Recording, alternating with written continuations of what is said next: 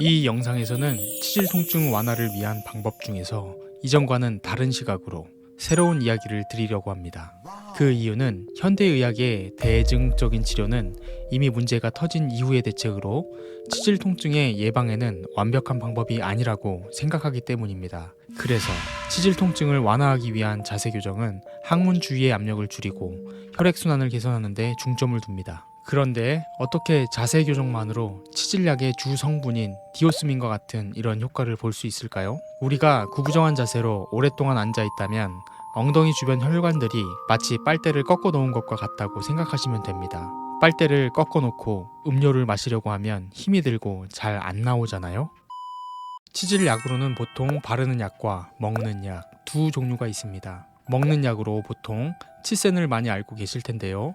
대부분의 이런 치질약은 디오스민이 주 성분으로 천연 플라보노이드에서 유래한 성분으로 혈관 보호제 그리고 혈류 개선제로 많이 사용이 됩니다. 치질 통증 완화를 위한 디오스민의 주요 기능으로 두 가지가 있습니다. 첫 번째, 혈관 보호제 기능. 혈관벽의 탄력성 강화, 늘어지고 변형된 혈관과 치질의 정맥류 개선, 혈관 내부 염증 반응 감소. 두 번째, 혈류 개선제 기능. 혈액의 흐름 개선, 혈액의 정체로 발생하는 부종과 통증을 예방, 혈액순환 촉진. 이 주성분의 함량에 따른 가성비를 생각한 치질약에 대한 영상도 따로 정리해서 업로드할 예정이니 구독과 좋아요, 알람 설정까지 부탁드립니다. 이 작은 채널에 정말 큰 힘이 됩니다. 치질 통증을 완화하기 위한 자세 교정은 항문 주위의 압력을 줄이고 혈액순환을 개선하는 데 중점을 둡니다. 그런데 어떻게 자세 교정만으로 디오스민과 같은 이런 효과를 볼 수 있을까요? 평소 아이스 아메리카노나 테이크 아웃으로 마시는 음료수에 사용하는 빨대를 생각하시면 좋을 것 같습니다. 우리가 구부정한 자세로 오랫동안 앉아 있다면 엉덩이 주변 혈관들이 마치 빨대를 꺾어 놓은 것과 같다고 생각하시면 됩니다. 빨대를 꺾어 놓고 음료를 마시려고 하면 힘이 들고 잘 안 나오잖아요?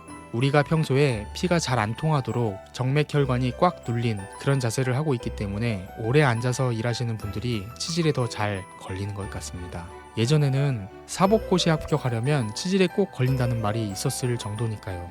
그러니까 꺾여 있는 빨대를 펴듯이 앉은 자세를 올바로 해서 정맥혈관의 혈류를 원활하게 해줄 수 있는 것입니다.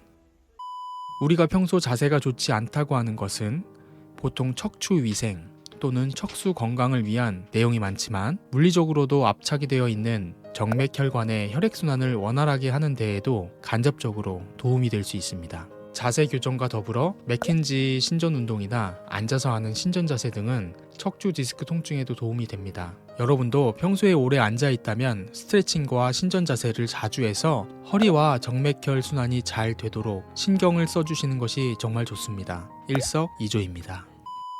치질의 종류와 원인은 여러 가지가 있는데 엉덩이 근처에 몰려있는 정맥혈관에서 문제가 생기는 혈전성 치액이 가장 많은 부분을 차지하고 있습니다. 치질은 보통 치액, 치열, 치루 이 세 가지 정도만 알고 계신데 6가지 정도로 조금 더 확대해서 알고 계셔야 합니다. 왜냐하면 치질은 한 가지 이상의 합병증이나 비슷한 원인으로 다른 종류로 번지는 경우가 많기 때문입니다. 치질의 6가지 종류는 이전에 올린 영상을 참조해주세요. 치질 각각의 특성들을 잘 알고 있어야 재발이 많은 이 치질을 달고 살면서 불필요하거나 나쁜 종류의 수술을 하지 않고 고통에서 벗어난 일상생활을 자유롭게 유지하는 데 큰 도움이 되기 때문입니다. 하지만 만약 지금 치질 통증과 증상이 심하다면 지금처럼 인터넷만 찾아보시면 절대 안 됩니다. 바로 가까운 항외과 전문병원을 찾아가서 전문 의사의 진료를 받으셔야 합니다. 다른 병들과 마찬가지로 치질은 절대 그 증세를 참고 키우면 안 되는 질환이기 때문입니다. 그런데 이 영상을 보시는 분들 중에 이 정도 모르시는 분들이 거의 없으실 거예요. 그런데도 많은 분들이 치질로 고통을 받는 이유는 뭘까요? 구부정한 자세가 사실 앉아있을 때에는 편하기 때문에 자꾸 자세를 교정해도 무의식적으로 구부정하게 원래대로 돌아가기 때문입니다. 올바른 자세를 유지하려면 척추 부분이 아니라 골반 기저근들을 강화해서 엉덩이 부분인 골반의 각도가 전방 경사도 아니고 후방 경사도 아닌 중립을 잘 잡아줘야 합니다. 주동근, 대응근, 협응근 등의 상호작용에 대한 부분들은 이야기가 너무 길어질 수 있기 때문에 여러분들께 도움이 될 만한 내용으로 따로 자세하게 영상을 올리도록 하겠습니다. 그러니까 구독과 좋아요, 알림 설정까지 지금 부탁드립니다. 이 작은 채널에 정말 큰 힘이 됩니다. 저 같은 경우에 케겔 운동 등으로 골반 기저근을 잘 강화해서 척추 중립 자세로 잘 앉게 되었는데도 약간의 문제는 있었습니다. 중립 자세가 되면 사실 골반이나 꼬리뼈가 약간 뾰족하게 서는 꼴이 되어서 의자의 엉덩이가 오히려 아픈 경우가 있었습니다. 그래서 다양한 허리 받침대와 방석들을 사용해 봤는데 허리 받침대는 척추 전만에는 도움이 되지만 뒤로 너무 넘어가서 오히려 불편했습니다. 방석은 라던 이슈가 있었던 메모리폼보다는 육각 허니콤 형태가 비교적 만족할 수 있었습니다. 메모리폼은 아무래도 시간이 지나면서 점점 꺼지는 경향이 있고 가장 큰 단점으로 계속 뜨거워진다는 점인데 이게 치질에는 치명적입니다. 이 부분은 다음 챕터에서 그 이유를 자세하게 말씀드리겠습니다. 도넛 방석은 제가 왜 그렇게 싫어하는지 이전 영상을 찾아보시면 좋을 것 같습니다. 치핵, 항문 농양, 치료로 넘어가는 과정. 면역력이 떨어지면 우리 몸의 여기저기 가장 약하고 예민한 부위가 덧나기 시작합니다. 저같이 평소 항문 쪽이 약하다면 이것이 보통 내치핵이나 외치핵으로 발견되는 경우가 많습니다. 더 심해지면 염증이나 농양 등이 생겨서 터져 나오는 경우도 많습니다. 이쪽으로 염증이나 농양 등의 분비물이 나오는데 이것들이 즉시 깨끗하게 되지 않아서 2차 감염이 생기기도 합니다. 2차 감염이 생기는 주된 이유는 대변이 나오면서 수많은 세균들이 항문 안이나 바깥쪽에 염증이나 농양 등이 터져나오는 환부를 통해 덧나거나 번지게 됩니다. 어쩔 수 없이 우리들은 매일 배변을 해야 하고 이때마다 항문 주위는 엄청나게 수축화, 팽창을 할 수밖에 없기 때문입니다. 이 과정에서 작은 상처가 잘 아물지 못하고 오히려 더 커지거나 여기저기로 번지는 경우가 많습니다. 이렇게 치질의 악순환이 시작되고 합병증이 생기기도 하고 재발이 많이 발생하게 되는 것 같습니다.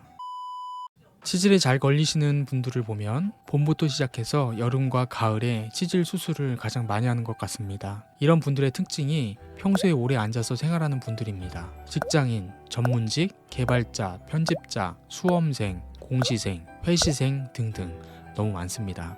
오랜 시간을 앉아있게 되면 아까 이야기한 빨대가 꺾인 것처럼 정맥의 혈액순환도 원활하지 못하게 되어 혈전성 치질의 기본 환경이 만들어지게 되는 것입니다. 정맥 혈관이 딱딱해지기도 하고 늘어지면서 치핵으로 발전할 수 있습니다.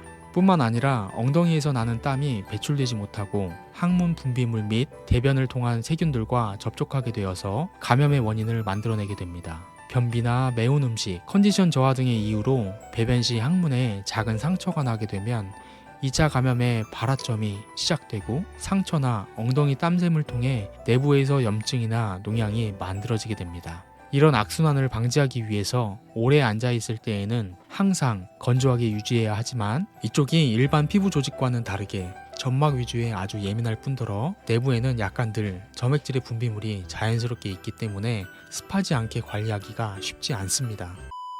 우리 몸에 특히 땀이 많이 나는 부위들이 있는데 의외로 엉덩이에서도 엄청납니다. 제가 예전에 어쩌다가 비닐이나 다름없는 인조가죽 방석을 깔고 앉은 적이 있었는데 에어컨이 켜진 사무실에서 한두 시간이 채 지나지도 않았었는데 일어나 보니 송글송글 맺힌 엄청난 양의 엉땀에 너무 놀란 적이 있습니다. 엉덩이에는 두 가지의 땀샘이 있습니다. 온몸에 분포해 있는 에크린 땀샘과 겨드랑이 등 특정 부위에만 있는 아포크린 땀샘, 이 두 가지 모두 다 분포합니다. 이 두 가지 모두 엉덩이에 분포합니다. 에크린 땀샘에는 주로 물과 소량의 염분을 포함한 체온 조절을 위한 땀이지만 아포크린 땀샘에서는 에크린보다 좀 더 진하고 지방산과 단백질을 포함하고 있습니다. 이 아포크린 땀샘에서 나온 땀은 박테리아와 반응을 하면서 특유의 채취를 발생하고 옷이 얇아지는 여름에는 땀에 포함된 지방산과 단백질로 인해 2차 감염에 간접적인 영향을 줄 수도 있습니다. 그런데 만약 솜방석과 같은 패브릭 재질을 사용한다면 이런 땀에 쩔어서 한 번도 빨지 않은 대소변 기저귀를 매일 차는 것이나 다름없는 거 아닌가요?